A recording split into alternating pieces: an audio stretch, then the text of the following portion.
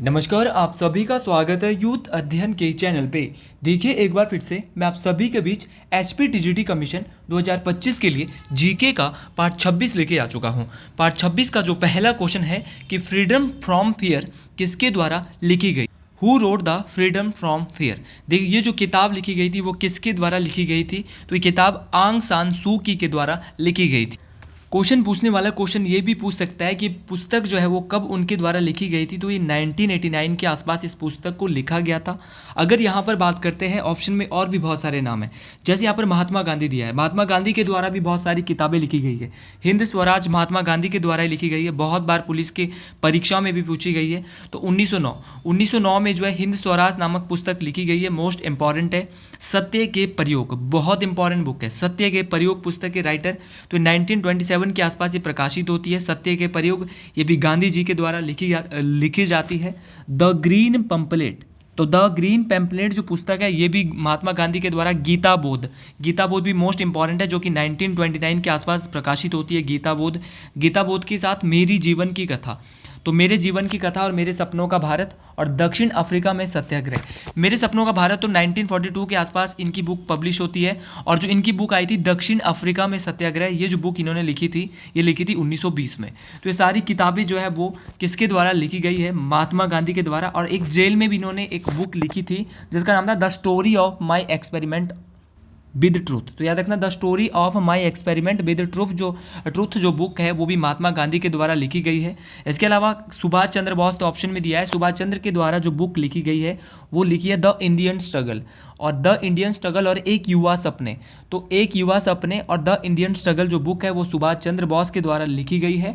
Karl Marx की अगर बात करते हैं तो इनके द्वारा दो बुक, कार्ल मार्क्स की एक बुक बहुत इंपॉर्टेंट है, एक है दास कैपिटल बुक जो है वो कार्ल मार्क्स के द्वारा लिखी जाती है। 1867 के आसपास ये बुक जो है इनके द्वारा लिखी जाती है, कार्ल मार्क्स के द्वारा। इस बात को आपने याद रखना है। और द कम्युनिस्ट मैनिफेस्टो बुक भी कार्ल मार्क्स के द्वारा ही लिखी जाती है। तो सारी की सारी किताबें आप यहाँ से याद रखेंगे, महात्मा गांधी की भी याद रखेंगे, चाहे हिंद स्वराज है, चाहे सत्य के प्रयोग है, द ग्रीन पंपलेट है, गीता बोध है, मेरे जीवन की कथा है, मेरे सपनों का भारत है। सारी किताबें मैं देखो एक ऑप्शन से हम बहुत सारी चीज़ें यहाँ से आपको बता रहे हैं। सुभाष चंद्र बोस के द्वारा द इंडियन स्ट्रगल बुक इनके द्वारा लिखी जाती है। एक युवा सपने ये भी इनके द्वारा, कार्ल मार्क्स की भी, और आंग सान सू की बुक फ्रीडम फ्रॉम फियर भी आपको याद रखनी है। हर एक किताब मोस्ट इंपॉर्टेंट है। अगले क्वेश्चन की बात करते हैं। अगला क्वेश्चन बहुत ही ज़्यादा इंटरेस्टिंग क्वेश्चन है कि कांग्रेस फॉर डेमोक्रेसी नामक दल किसने बनाया। लेकिन इस क्वेश्चन से पहले अगर आप एचपीटीजीटी कमीशन की तैयारी कर रहे हो, चाहे नॉन मेडिकल है, चाहे कोई सा भी एग्जाम है, तो हमारा बैच यहाँ पर जो है वो बैठ चुका है। हमारा बैच बैठ चुका है जिसकी फीस जो है वो मात्र 499 रुपीज़ है। यहाँ पर आपके लिए लाइव प्लस रिकॉर्डेड दोनों मोड में क्लासेस रहेगी। और अगर आप इस बैच को ज्वाइन करना चाहते हैं तो इस नंबर पे जल्दी से जल्दी कांटेक्ट करिए। भैया 5 से 7 महीने की तैयारी कम से कम होनी चाहिए आपके पास अगर आपको कमीशन क्वालिफाई करना है। 7876145409। अभी हमारे पास 200 प्लस स्टूडेंट जो है एनरोल हो चुके हैं हमारे बैच में। तो अगर आप भी इस बैच के साथ जुड़ना चाहते हैं, मोस्ट इंपॉर्टेंट यहाँ पर नोट्स भी, हैंड रिटन नोट्स भी आपको दिए जा रहे हैं। तो हर एक चीज़ आपको यहाँ पे प्रोवाइड कराई जा रही है। तो अगर आप जो है इस बैच के साथ जुड़ना चाहते हैं तो जल्दी से जल्दी जुड़े। तो कांग्रेस फॉर डेमोक्रेसी नामक जो दल है वो किसके द्वारा जो है वो बनाया गया था, तो ये बनाया गया था बाबू जगजीवन राम। देखिए बाबू जगजीवन राम के द्वारा कांग्रेस फॉर डेमोक्रेसी नामक दल 1977 के आसपास बनाया जाता है। सबसे पहले तो आपने ये याद रखना है। अगर बात की जाए बाबू जगजीवन राम की, इनका जन्म 5 अप्रैल 1908 को बिहार के भोजपुर में हुआ था। आपने भोजपुरी भाषा भी सुनी होगी, वो भी बिहार की है। तो बिहार के भोजपुर में इनका जन्म होता है 5 अप्रैल 1908 का। और ये संविधान सभा जो बनी थी, संविधान सभा के सदस्य भी रहे थे। तो याद रखना, संविधान सभा के सदस्य भी बाबू जगजीवन राम रह चुके हैं और काफ़ी लंबे अरसे तक ये सांसद भी रहे थे भारत में। और अगर मैं बाबू जगजीवन राम की बात करता हूँ, सीधा क्वेश्चन आता है कि भारत में बाबू जी के नाम से किसे जाना जाता है। तो अगर बात की जाए भारत में बाबू जी के नाम से किसे जाना जाता है तो जगजीवन राम। तो बाबू जगजीवन राम को भारत में बाबूजी के नाम से इनको जाना जाता है। ये भी मोस्ट इंपॉर्टेंट बात है, मोस्ट इंपॉर्टेंट है। देखिए मोरारजी देसाई ऑप्शन में दिया है। अगर मोरारजी देसाई की बात करें तो ये भारत के पहले, अगर मोरारजी देसाई के बारे में बात कर लेते हैं, ये भारत के कैसे थे, पहले गैर कांग्रेसी प्रधानमंत्री। गैर कांग्रेसी मतलब कि जो कांग्रेस से नहीं थे। इंदिरा गांधी के बाद ये बने थे 1977 में भारत के पहले गैर कांग्रेसी प्रधानमंत्री बने थे, इस बात को आपने याद रखना है। और कौन से नंबर के प्रधानमंत्री थे? चौथे प्रधानमंत्री। तो इंडिया के चौथे प्रधानमंत्री बने थे मोरारजी देसाई, इस बात को आपने याद रखना है, मोस्ट इंपॉर्टेंट बात है। देखिए अगर मोरारजी देसाई की बात करते हैं, इनका जन्म 29 फरवरी 1896 के आसपास हुआ था, इस बात को आपने याद रखना है। और देखिए अगर मोरारजी देसाई के बारे में बात करते हैं, इनके समय ही 44वां संविधान संशोधन, भारत में जो 44वां 44 कॉन्स्टिट्यूशनल अमेंडमेंट है उसको भी लागू किया जाता है। किसके समय? मोरारजी देसाई के समय ये लागू होता है। ऑप्शन में भाई जयप्रकाश नारायण भी दिया है। अगर जयप्रकाश नारायण की बात करते हैं, इनको भारत में किस नाम से, जैसे बाबूजी के नाम से बाबू जगजीवन राम को जाना जाता है, वैसे भारत में लोकनायक के नाम से किसे जाना जाएगा? तो अगर बात करते हैं लोकनायक की, तो लोकनायक के नाम से जो जाना जाता है वो जयप्रकाश नारायण को जाना जाता है, इस बात को आपने याद रखना है। देखिए इनके द्वारा एक क्रांति और एक आंदोलन चलाया गया था, और उस क्रांति या उस आंदोलन का जो नाम था वो था संपूर्ण क्रांति। तो संपूर्ण क्रांति का जो नारा है, आह्वान जो है वो किसके द्वारा किया गया था? तो ये जयप्रकाश नारायण जी के द्वारा किया गया था, इस बात को आपने याद रखना है। मोस्ट इंपॉर्टेंट बात है, परीक्षाओं में काम आने वाली बात है। 1965 में जयप्रकाश नारायण को इनके कार्य के लिए, इनके समाज सेवा में जो इनका कार्य करते हैं, एशिया का सबसे बड़ा पुरस्कार रमन मैग्सेसे, याद रखना भैया, एशिया का सबसे बड़ा पुरस्कार कौन सा है? दुनिया का सबसे बड़ा नोबेल पुरस्कार है, लेकिन एशिया का कौन सा है? रमन मैग्सेसे पुरस्कार इनको दिया जाता है। कब दिया जाता है जयप्रकाश नारायण को? 1965 में। ये भी आपको याद रखना है, क्वेश्चन पूछा जा सकता है कि जयप्रकाश नारायण को जो है वो रमन मैग्सेसे कब मिला? तो 1965 में इनको रमन मैग्सेसे समाज सेवा के लिए दिया जाता है। और मरणोपरांत मतलब कि मरने के बाद इनको क्या दिया जाता है? जयप्रकाश नारायण को मोस्ट इंपॉर्टेंट है भारत रत्न। देखिए यहां पर तो हम क्वेश्चन पेपर के हिसाब से कर रहे हैं, अगर आप हमारे बैच ले रहे हैं वहां पर जो है वो टॉपिक वाइज, और टॉपिक बहुत ही डिटेल से, जैसे यहां पर एक क्वेश्चन के इतने ऑप्शन बताए जाते हैं ना, वहां भी भैया अलग अप्रोच के साथ करवाया जाता है, क्योंकि कमीशन में अगर आपको बैठना है ना तो बहुत अच्छे अप्रोच से चलना होगा। और जो पटना का हवाई अड्डा है वो भी इन्हीं के नाम से, जयप्रकाश नारायण हवाई अड्डे के नाम से जाना जाता है, जो कि पटना पाटलिपुत्र में, इस बात को भी आपने याद रखना। अगले क्वेश्चन की ओर बढ़ते, अगला क्वेश्चन बोल रहा है कि in how many categories fundamental rights are classified. देखिए मौलिक अधिकारों को कितनी श्रेणियों में वर्गीकृत किया गया है? मौलिक अधिकारों की बात हो रही है, बहुत बार मैं अपने चैनल पे बात कर चुका हूँ। देखिए जब भारत का संविधान बनता है तो मौलिक अधिकारों की संख्या 7 होती है, लेकिन प्रेजेंट टाइम में 6 मौलिक अधिकार है। तो एक मौलिक अधिकार कहाँ गया? मोस्ट इंपॉर्टेंट है भाग 3 भारतीय संविधान का।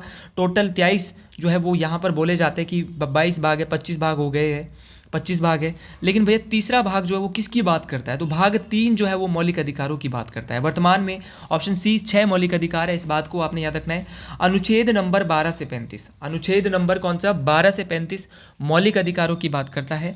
और मौलिक अधिकारों को भारतीय संविधान का मैग्ना कार्टा, बहुत इंपॉर्टेंट है, बहुत बार पूछा गया है कि भारतीय संविधान का मैग्ना कार्टा किसे कहा जाता है? तो मौलिक अधिकारों को भारतीय संविधान का मैग्ना कार्टा कहा जाता है। मौलिक अधिकार 6 है। सबसे पहले समानता का मौलिक अधिकार, जो कि आर्टिकल 14 से लेकर 18 तक आता है। अनुच्छेद नंबर 14 से 18 समानता का अधिकार। फिर है स्वतंत्रता का अधिकार, स्वतंत्रता राइट टू फ्रीडम 19 से 22 आता है, इस बात को आपने याद रखना है। फिर आपका शोषण के खिलाफ अधिकार, तो शोषण के विरुद्ध अधिकार अनुच्छेद 23 और 24 में आता है, इस बात को आपने याद रखना है। और फिर है धार्मिक स्वतंत्रता का अधिकार 25 से 28, धार्मिक स्वतंत्रता का अधिकार, इस बात को भी आपने याद रखना है। फिर है आपका सांस्कृतिक और शैक्षणिक अधिकार, जो कि 29 और 30 में आता है। फिर है संवैधानिक उपचारों के अधिकार, जिसमें कि कॉन्स्टिट्यूशनल रेमेडीज, तो याद रखना भैया कॉन्स्टिट्यूशनल रेमेडीज जो है वो आर्टिकल 32 में आती है, जिसको संवैधानिक उपचारों के अधिकार के नाम से जाना जाता है, जो कि अनुच्छेद नंबर 32 में आती है, इस बात को भी आपने याद रखें। मोस्ट इंपॉर्टेंट है, अनुच्छेद 32 में क्या आता है? अनुच्छेद 32 में 5 प्रकार की रिट, कितने प्रकार की रिट बताई गई है? तो अनुच्छेद जो 32 है यहाँ पर 5 प्रकार के रिट है, जिसको संवैधानिक उपचारों के जो अधिकार है वो कहा जाता है, आर्टिकल 32 में इसकी बात की गई है। मोस्ट इंपॉर्टेंट है। देखो 6 मौलिक अधिकार थे, तो एक मौलिक अधिकार कहाँ पर है? तो एक मौलिक अधिकार को हटा दिया गया है, और उसको जो कौन सा मौलिक अधिकार था? वो राइट टू प्रॉपर्टी था, और इसको हटाकर जो है वो कानूनी अधिकार, विधिक अधिकार बना दिया गया। अगले क्वेश्चन की बात करते हैं कि उपराष्ट्रपति के चुनाव की विधि किस अनुच्छेद में है? तो भारत का जो उपराष्ट्रपति है उसकी चुनाव की जो विधि है वो आर्टिकल 66 में है, ऑप्शन डी बिल्कुल सही हो जाएगा। लेकिन इतना ही नहीं, क्वेश्चन को यहीं तक नहीं रोक सकते। आर्टिकल 63 बात करता है कि भारत में एक उपराष्ट्रपति होगा, और आर्टिकल 63 से 73 के बीच जितने भी अनुच्छेद हैं वो बात कहीं ना कहीं जो उपराष्ट्रपति के बारे में करते हैं। उपराष्ट्रपति भारत के वर्तमान में कौन है? क्वेश्चन ये पूछा जा सकता है। तो भारत के उपराष्ट्रपति वर्तमान में जगदीप धनखड़ साहब। कौन है भैया? जगदीप धनखड़ साहब भारत के वर्तमान में उपराष्ट्रपति है, इस बात को आपने याद रखना है, मोस्ट इंपॉर्टेंट है। अगर आपको उपराष्ट्रपति भारत का बनना है तो कितना कार्यकाल, कितने साल के लिए आप बन सकते हो, तो कितनी आपकी उम्र होनी चाहिए? क्वेश्चन सबसे पहले ये था। तो आपकी उम्र जो है वो 35 वर्ष होनी चाहिए अगर आप भारत के उपराष्ट्रपति बनना चाहते हो। उपराष्ट्रपति का कार्यकाल कितना होता है?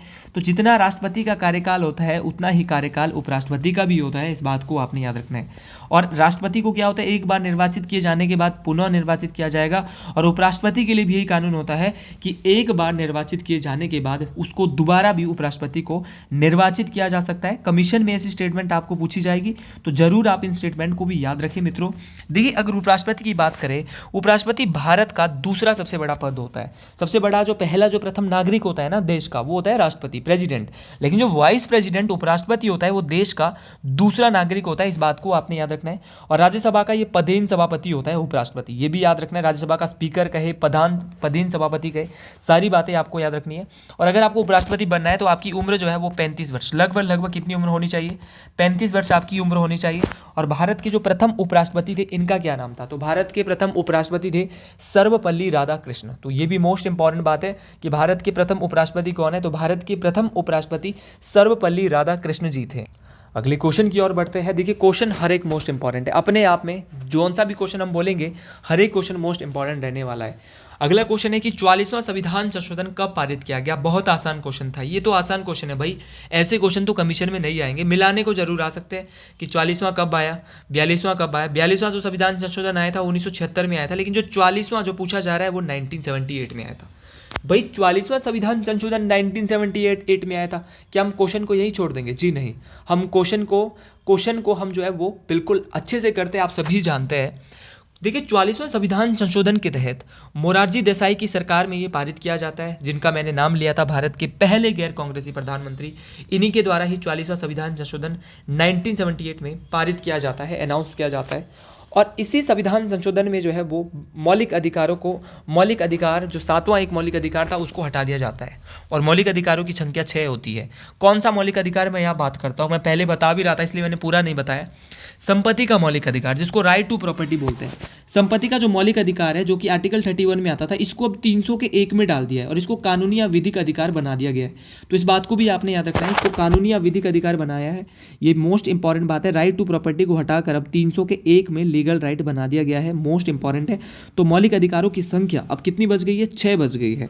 अब क्वेश्चन पूछने वाला क्वेश्चन आपसे ये भी पूछ सकता है भैया कि जो 86वां संविधान संशोधन है वो कब हुआ? बहुत इंपॉर्टेंट है। तो 86 कॉन्स्टिट्यूशनल अमेंडमेंट जो हुआ था वो 2002 में होता है, इस बात को आपने याद रखना, 2002 में होता है 86 कॉन्स्टिट्यूशनल अमेंडमेंट। और अगर मैं बात करता हूँ, इसमें बात की जाती है कि 6 से 14 साल के बच्चों के लिए जो है वो मुफ्त शिक्षा, 6 से 14 साल के बच्चों के लिए मुफ्त शिक्षा की यहाँ पर बात की जाती है, इस बात को आपने याद रखना है, मोस्ट इंपॉर्टेंट बात है। अगला क्वेश्चन है कि निम्न में से कौन सा देश आसियान का सदस्य नहीं है?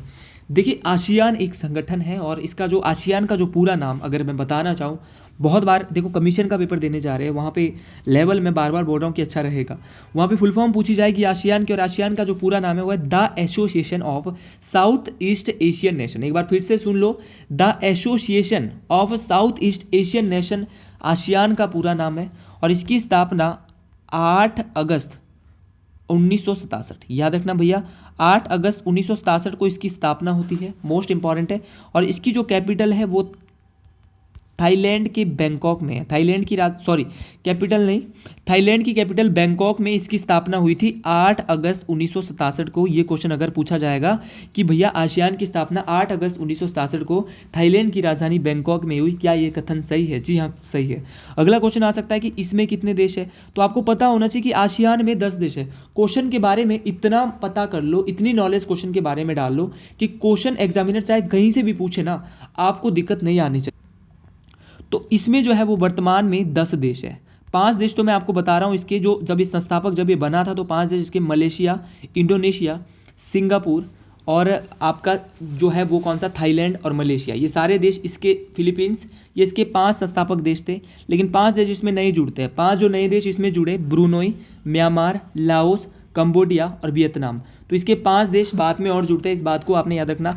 आसियान का जो मुख्यालय है वो जकार्ता में है, हेडक्वार्टर जिसको हम बोलते हैं जकार्ता में इसका हेडक्वार्टर है जो कि इंडोनेशिया में पड़ता है। और इसका एक आदर्श वाक्य है, एक दृष्टि, एक पहचान, एक समुदाय। तो आदर्श वाक्य इसका है, भारत इसका सदस्य नहीं है आसियान का। भारत जो है the Association of South East Asian nation का सदस्य नहीं है। इसकी स्थापना जो हुई थी वो मैं एक बार बता चुका हूँ, 8 अगस्त 1967 को थाईलैंड के बैंकॉक में हुई थी। तो भारत इसका सदस्य नहीं, ना ही चीन इसका सदस्य है। लेकिन आपको याद रखना है, भारत इसका सदस्य तो नहीं है, लेकिन 23 जुलाई, भाई याद रखेंगे, 23 जुलाई 1996 की बात होती है। आसियान ने क्या किया, आसियान ने जो है भारत को एक सलाहकार का दर्जा दिया है। तो भारत को सलाहकार का दर्जा मिला है, कब मिला है, 1996 में। किसके द्वारा दिया गया था, तो भैया आसियान के द्वारा। भारत जो है आसियान का एक सलाहकार है, सदस्य नहीं है। इस बात को आपने याद रखना है, मोस्ट इंपॉर्टेंट बात। अगले क्वेश्चन की बात करते हैं कि सांची का स्तूप किस राज्य में स्थित है। अगर सांची के स्तूप की बात करें तो सांची का जो स्तूप है वो मध्य प्रदेश में स्थित है। इस बात को आपने याद रखना। अब ये मध्य प्रदेश की राजधानी कहाँ पे है, तो मध्य प्रदेश की राजधानी भोपाल, और भोपाल के आसपास ही ये जो है वो क्या है, आपका सांची का स्तूप है। और एक बार पूछा गया था किस जिले में आता है, तो मध्य प्रदेश का एक जिला है और उस जिले का नाम है रायसेन जिला। जी भैया, आप इतना जानते हैं कि आप इतना डीप में जानते हैं तो आपकी नॉलेज बहुत अच्छी है, आप बहुत अच्छे से जो है वो पढ़ाई कर रहे हैं। रायसेन जिला है मध्य प्रदेश का, जहाँ पर आपका कौन सा जिला जो है सांची का स्तूप है। इस बात को याद रखें आप, मोस्ट इंपॉर्टेंट बात है। देखिए क्वेश्चन कई बार पूछा जाता है कि भैया जो सांची का स्तूप है वो किसके द्वारा बनाया गया था। तो अगर सांची के स्तूप की बात करें तो सांची का जो स्तूप है वो मौर्य सम्राट अशोक के द्वारा, किसके द्वारा बनाया जाता है, मौर्य सम्राट अशोक के द्वारा। अब आप इतना जानते हो कि मौर्य सम्राट अशोक के द्वारा सांची का स्तूप बनाया जाता है, कौन सी शताब्दी में बनाया जाता है, तो ये भी याद रखना है, तीसरी शताब्दी। बहुत इंपॉर्टेंट बात है, शताब्दी भी कई बार पूछी जाती है। तो तीसरी शताब्दी में बनाया गया। देखो आप कथन पूछे जाएंगे कमीशन के पेपर में, सीधे वन लाइनर नहीं आएंगे, कथन पूछे जाएंगे कि अशोक के द्वारा चौथी शताब्दी में बनाए, ये कथन सही है। अशोक के द्वारा तीसरी शताब्दी में बनाया, अशोक के द्वारा पहली शताब्दी ईसा पूर्व में बनाया। तो आपको पता होना चाहिए कब बनाया भैया, तो अशोक के द्वारा तीसरी शताब्दी में इसको बनाया गया था, सांची के स्तूप को। बहुत इंपॉर्टेंट है, मध्य प्रदेश के भोपाल के रायसेन जिले में ये पड़ता है, इस बात को आपने याद रखना। अब जो सांची का स्तूप है इसको यूनेस्को में भी डाला है। यूनेस्को में इसको जो डाला है वो 1989, भाई बहुत इंपॉर्टेंट बात है, यूनेस्को में इसको 1989 में डाला है। ये भी मोस्ट इंपॉर्टेंट बात है, परीक्षाओं में काम आने वाली बात है। वर्तमान में भारत में यूनेस्को की कितनी साइटें हैं, ये क्वेश्चन तो बहुत ही ज़्यादा इंपॉर्टेंट हो जाएगा। तो वर्तमान में यूनेस्को की 43 साइट्स हो चुकी है, और 43वीं जो अभी साइट बनी है ना 2024 में, उसका नाम है मोईदम। मोईदम भाई बहुत इंपॉर्टेंट है, मोईदम आपको याद रखना है। मोईदम, मोईदम साइट जो है वो असम में है। कहाँ पे है मोईदम साइट, असम में है। और इसको अहोम राजवंश, कौन सा राजवंश, एक राजवंश है अहोम राजवंश के जो शाही जो लोग होते थे उनको दफनाने के लिए इस मोईदम साइट का उपयोग किया जाता था। और अगर मैं सांची के स्तूप की फिर से इस पे लौटता हूँ तो इसकी जो खोज है वो 1818 में हेनरी टेलर, क्या नाम था भैया, एक अंग्रेज थे हेनरी टेलर के द्वारा सांची के स्तूप की 1818 में स्थापना खोज की जाती है, मोस्ट इंपॉर्टेंट है।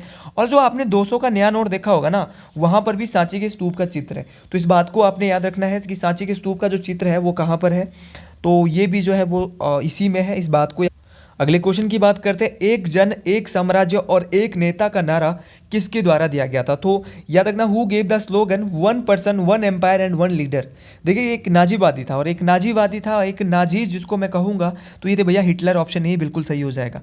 जर्मनी में ये नाजीवाद को सपोर्ट करते थे, और जर्मनी के लिए इन्होंने जो है बहुत शक्तिशाली एक लीडर थे, ये विश्व के अंदर उभरे शक्तिशाली लीडर के रूप में। तो ऑप्शन ए बिल्कुल सही हो जाएगा, हिटलर। ज़्यादा हम यहाँ से नहीं पढ़ेंगे क्योंकि आज के लिए हम इतना ही पढ़ेंगे यहाँ से। अगर आपको वीडियो पसंद आई है तो कमेंट बॉक्स में ज़रूर लिखें हर हर महादेव, क्योंकि उनका नाम सर्वोपरि है, सबसे ऊपर है। कमेंट बॉक्स में अगर आपको वीडियो पसंद आई है, हर हर महादेव। जय हिंद, आज के लिए इतना ही, मिलते हैं अगली वीडियो में। जय श्री गुरु महाराज, हर हर महादेव, जय माँ ठारी, जय माँ बंग्या।